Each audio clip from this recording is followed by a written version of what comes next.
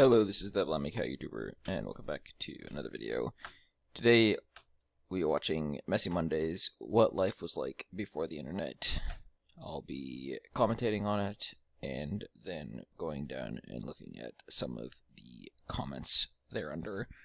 So, without any further ado, let's just get right into this. Have you ever written down everything you did one day, and then crossed off everything that didn't involve the internet in some way, shape, or form? No, I've never done that. I call it the rude awakening. I mean, if I were ever to write down everything I did in one day, I would probably skip over the things that involve the internet to begin with. Like if I were to tell you what I did today, I would say I woke up, made some coffee, read my Bible, went to work, ate lunch, finished work, came back from work, and then bought some ramen at the convenience store. I would just skip over the fact that I spent time watching YouTube or whatever else while I was at work or before I went to work. You know, I mean,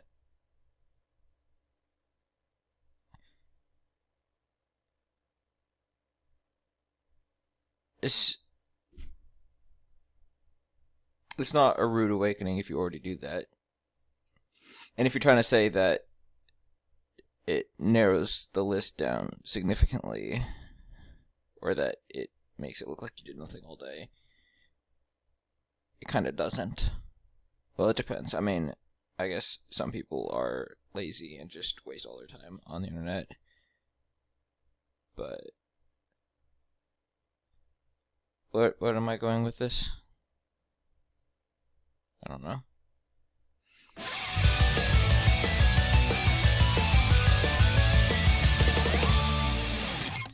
Okay, I know you guys are going to say, is he seriously going to say that things were better before the internet? That's like Kim Kardashian complaining about the paparazzi! No. Well, okay, that's kind of funny. Considering his living is made on the internet. But no, I mean, then again, like, I don't know. Like, do things really get better, or do they just get different? I honestly don't know. That's just a question I've been wondering about, and I am passing it on to you so that it can haunt you as well. Maybe it's like a curse. I just need to pass it on, and then it can haunt someone else until they pass it on to the next person. No, I think the internet is a great thing. It's a testament to how great it is that it hasn't even really been around that long, and already we can't remember a time before it. So that's what I'm here for, to take you on a trip down memory lane. And for some of you, a trip down I wasn't born yet lane. I mean, I kind of wasn't born yet.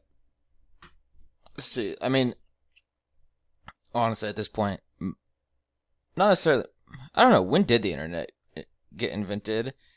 I want to say, like, yeah, I'd say most people weren't born by the time the internet was invented. So, like, sure, widespread internet came out in the early 2000s.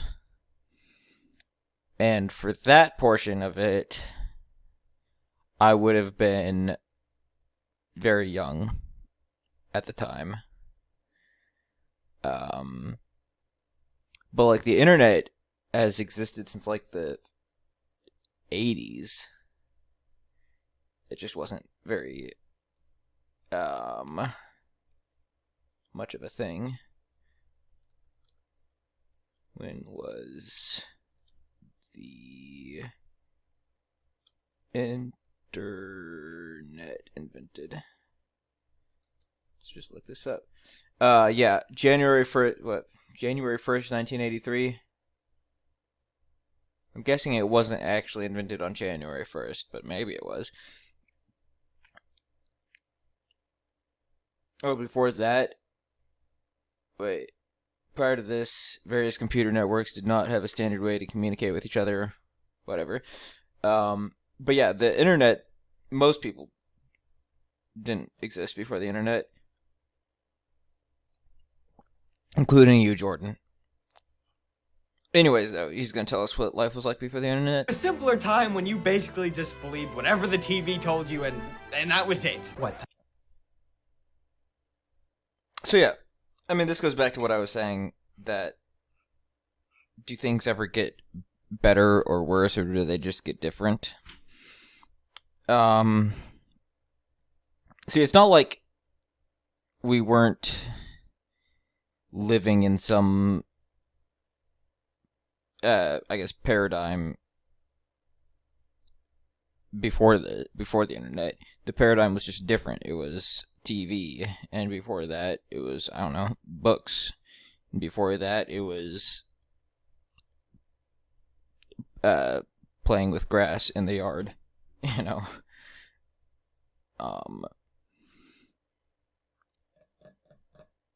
I don't know. That still happens? Now, the first thing we'll notice on our journey is that there was no way to immediately share every thought that came into people's tiny little brains. Speaking. No, this is hard to fathom, but Well, it's just not true.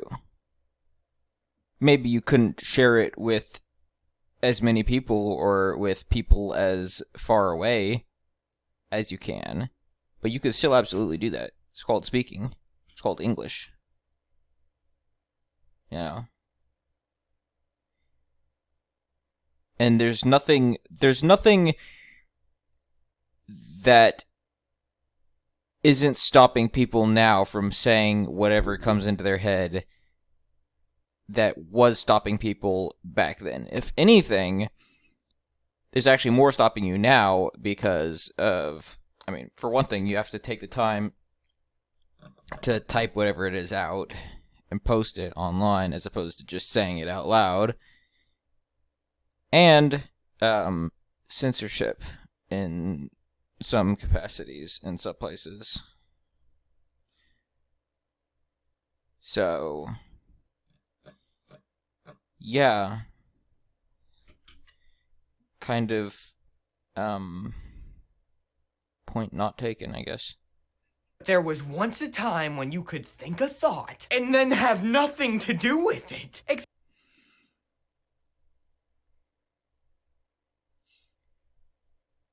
That's still true. Except maybe share it with somebody close by. What difference does it make if it's somebody close by or somebody that's not close by? That makes no difference. Eating a grilled cheese sandwich. It's so good. I can see that. That's neat. I love this angle. If you hold it up in the light just like this and squint your eyes a little bit, it looks vintage. I'm really glad for you and your sandwich. That's cool. Taylor Swift's getting me through my busy day. I'm glad Taylor Swift could help you out. Dear. I mean, to be honest, people also don't. I mean, I'm not on social media like that. But like, people don't post that often. Most people don't post that often. If anything, people say their random thoughts out loud more often than they would post them online. Taylor Swift, have you ever thought about what's the common denominator in all of your breakups? Ha! I just thought of that one. That's pretty funny, I guess, yeah. So excited to see my friends tonight. I'm one of your friends. We're hanging out right now. Why are you talking like? I am so glad to be hanging out with one of my best friends right now. Always been there for me. Love you, bro. So many wasted nuggets of truth. So much wasted food that was belittled and degraded without being photographed. Can you imagine how many foodies we've missed out on in the history of humanity? Next on our journey through what life was like before the internet is a place called outside. And it's really, really nice. I was just there today. It's where birds live. Ones that are less angry and more real. People used to spend hours outdoors. It took people hours to walk from their computers to their cars. They must have walked really slow back then. No! Okay. Point taken on the outside. I mean, like, I really wish I spent more time outside. It's just, I don't know. There's not much to do outside where I'm at. Like, when I try to go outside just for the sake of going outside, I usually walk around in a circle around the building, right back to my door, and come back in, you know? But yeah, let's go on with the outdoors one. Football, kickball, volleyball, soccer, campfires, birthday parties in the sun. It was awesome. Sounds boring. At least they had their smartphones. Anyways, there really isn't much reason to go outside thanks to Netflix. I really think that they'll finally tell us How He Met Their Mother if we watch one more episode. I think you're right, because there's only 8 seasons. I'm sure they start giving us answers in season 2. They have to! The final stop on our journey takes us to a terrifying place called Communication Island. Here! Okay, so, yeah. Yeah, when we could use spending more time outside. But I mean, I feel like, and again, these videos are targeted at children and teenagers, or tweens and teenagers. And I think what you realize is, once you grow up, you start getting back into that phase where you realize, you know, there actually is still more to do outside than there is to do inside. And I think, again, I have a suspicion that that's kind of always been a thing, regardless of the internet. It goes back to what I've been saying about, do things just literally stay the same? And,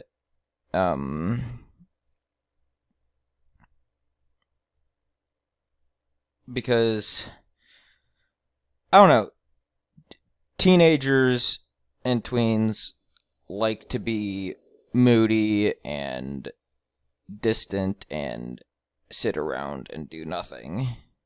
In short, indoor activities. Whereas kids like to be more active, outdoor activities, and adults like to, you know, sit around and talk with each other, you know, sit on the porch, sit around a campfire and grill and drink beer or whatever.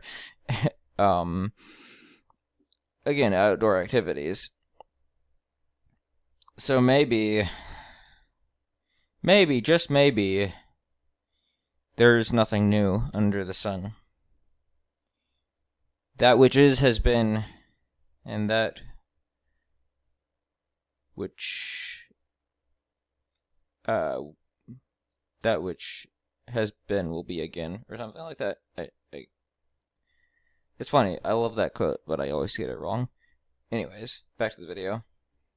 You could only speak with your mouth and not your fingertips. And you were immediately accountable for the things that you said! There was nowhere to hide on the island. No avatars. No anonymity. You just said words to people's faces! Let's just say this island didn't need a smoke monster to be scary, confusing, and not very appealing to people that don't like science fiction. I don't really... Okay, so, communication. I mean, yeah, sure, you can hide behind anonymity on the internet, and then you can get blocked or banned or suspended or deactivated or deleted or censored or shadow banned.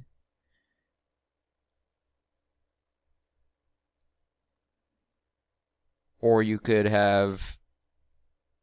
get dogpiled by 100 people all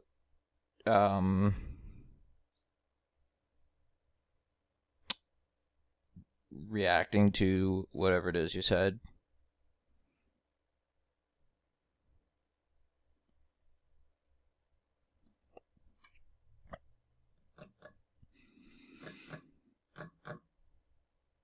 So,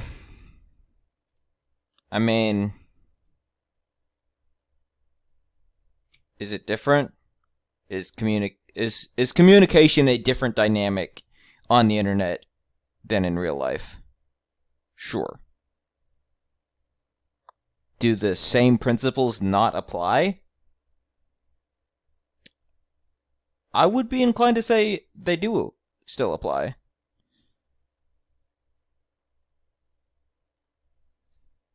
I know what people today would do if they had to go back to the island. Hey! Hey. Hi! What's up? Nothing? Hey, could you, What? don't you hate when people are nosy, about your life? Don't you hate that? What people? I guess mostly, like, people who look like you.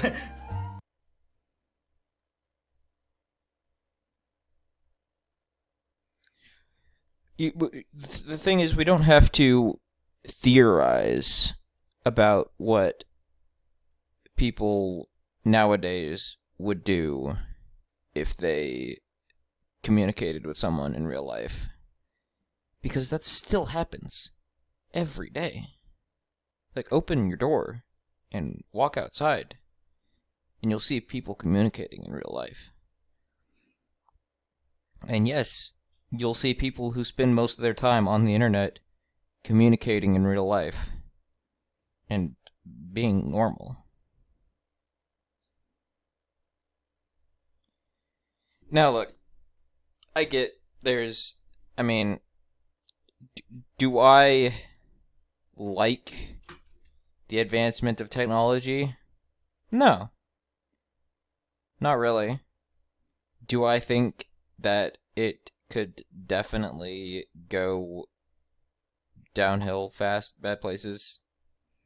Sure. Am I worried about us being plugged into the Matrix or whatever? Okay, sure.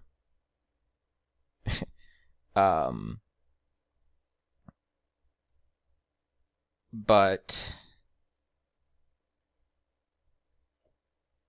I think a lot of what he's saying here is just kind of stuff that either has always been happening or isn't happening now.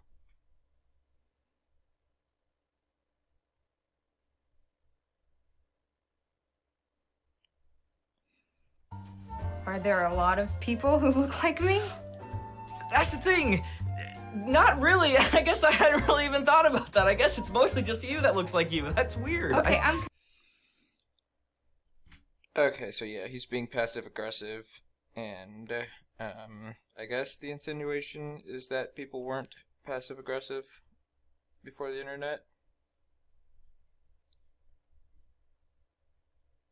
Which I guess I hope at this point I don't need to tell you what I think about that hypothesis. confused. I'm really trying to be passive-aggressive. So there you have it. A stroll down memory lane. Wasn't that fun? Oh yeah, tons of fun. Sounds to me like you're attacking progress. Yeah, says the guy who refreshes his Twitter feed more than he refreshes his coffee breath. Look, I'm not saying that we have to go back, Kate. I'm just saying that things have changed so fast that, I don't know, maybe it's worth taking a step or two back to really assess how reliant we are on all this new technology. Because, Yeah, there are a ton of great uses for the internet, but about 99% of them aren't critical to your existence. Don't miss out on life because you just posted a hilarious status or tweet and you can't wait to see how many likes, comments, favorites, and retweets you get. And I know Communication Island sounded really scary, but I have yet to explain the scariest thing about life before the internet. Are you ready? Here it comes. Before the internet, everybody hated Mondays. Okay. That last joke at the end was kind of funny. Honestly, it kind of saved the video. Not that it was a bad video generally. I think he made some decent points. But yeah. Everybody hated Mondays because they had to go back to work on Monday. Because it's after the weekend. And you don't go to work on the weekend. But then Monday, you go back to work. Anyways, let's go look at the comments now. Alright, so I've gone ahead and picked out a few comments, so let's just go look at those now. Right. Okay, it's not. Excuse me. Stop being retarded.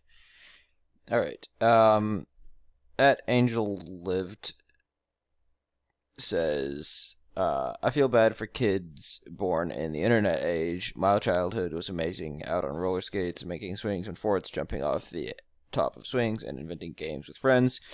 So many kids spend their entire childhood on the computer or consoles. It's such a shame, as you only get one childhood. I don't know. I mean, again, I think I've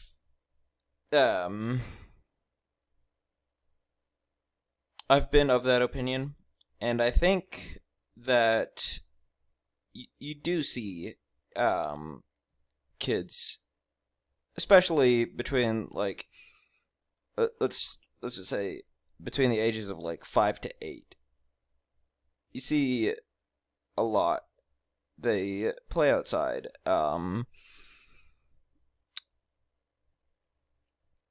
Now, of course, there's kids that do,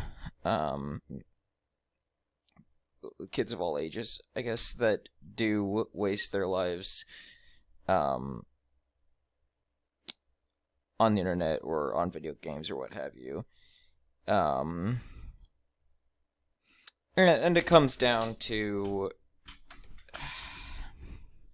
I'm trying not to sound superior.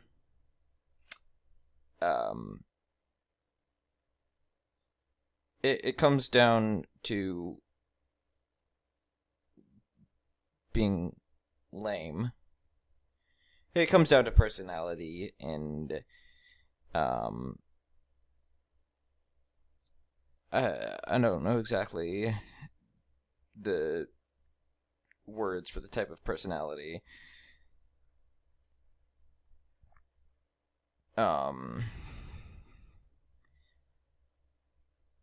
But there's people who are more capable of having those more authentic experiences, I guess.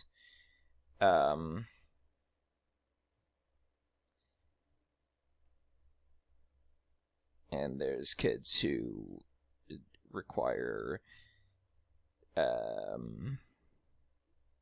nonsense, as it were, to stimulate their brains.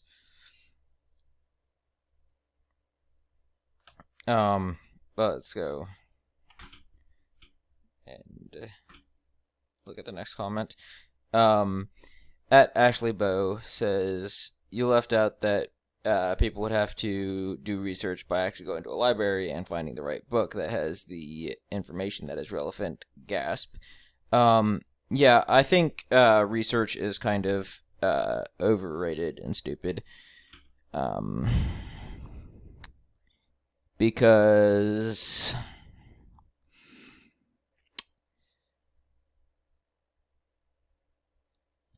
finding something in a book doesn't make it more true than if you find it online.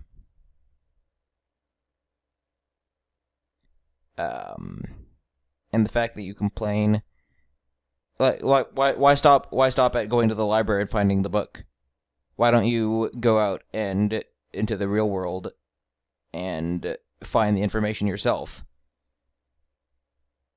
Is it a bad thing that we build off the structures created by people who came before us to make this research easier? I don't know.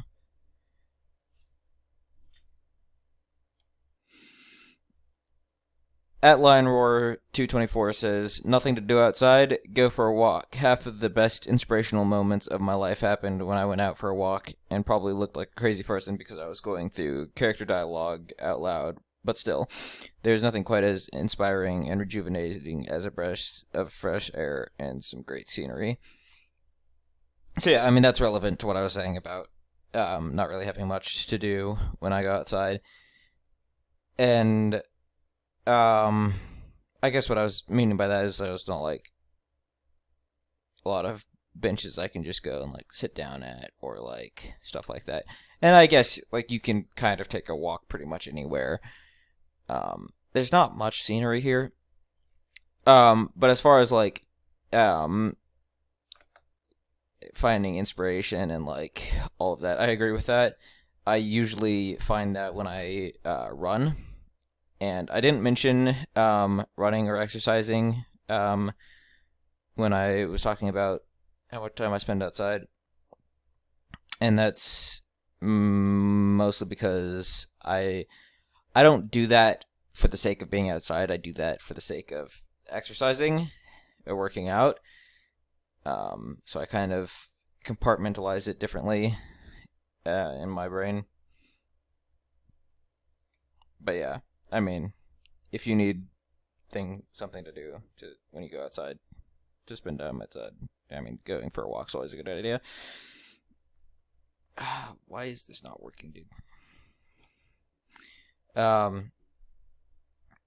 At Get Better Health says, good one. I accidentally left my iPod connected to a friend's computer, battery was low, and went home without it. I'm going to get it back later today, but I got to enjoy life without iPod, not without internet, I'm afraid. And you know, I survived. I did ask my friend to turn it on and read me the next day's to-do list, which I wrote down, and then had her turn it off so the alarm wouldn't wake her at 0520. The baby woke me up at 500 instead. So yeah, I mean, that's another thing, is like, sometimes it's nice to be kind of forced out of whatever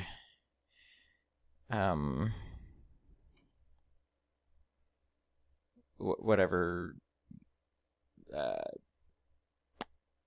you're in. That probably doesn't make any sense.